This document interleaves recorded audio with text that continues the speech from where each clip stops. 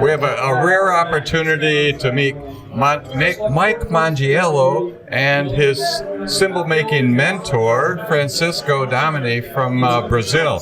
And I really appreciate you making the trip up, man. It's so good to have you here.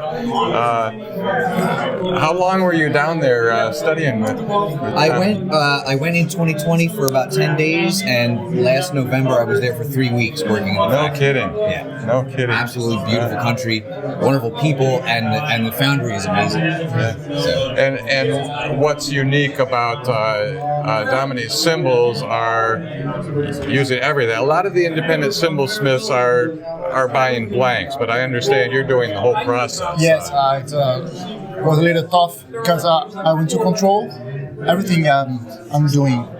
So the craziness began in 2000, and since I've become obsessed by cymbals. Yeah. And you learned in Istanbul? I learned in Istanbul with Mustafa Deril. Also, my researching, I do a lot of researching, and pretty much want to understand and make a research in the whole process, because the lack of information leads me to I need to understand.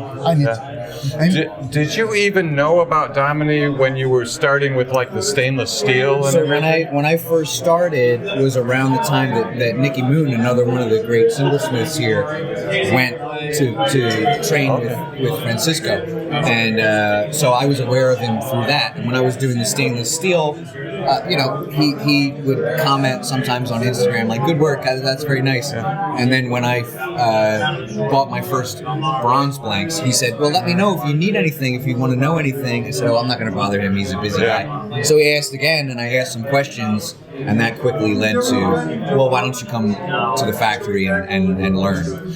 That is what seems so cool to me, is that this marketplace and you craftsmen, it's not a competition where they're saying things about each other and competing for business, and nobody's making a fortune, but and the stainless steel, that was kind of an economic thing, right? You weren't getting the bronze blanks? So I originally got the stainless steel because at the time it was relatively inexpensive to get, and I could teach myself some stuff before I moved on to bronze. Yeah. Now I'll do it as a specialty thing. If somebody asks for it, I'll do it. I primarily work in B20, but I still think that there's room sonically and musically for stainless steel. Really? Oh, okay. Especially if it's made really big. People always, their eyeballs pop out when I bring these 30-inch cymbals with me, but that's how you get stainless, in my opinion, that's how you get stainless steel to sound good, because you can get the depth of sound.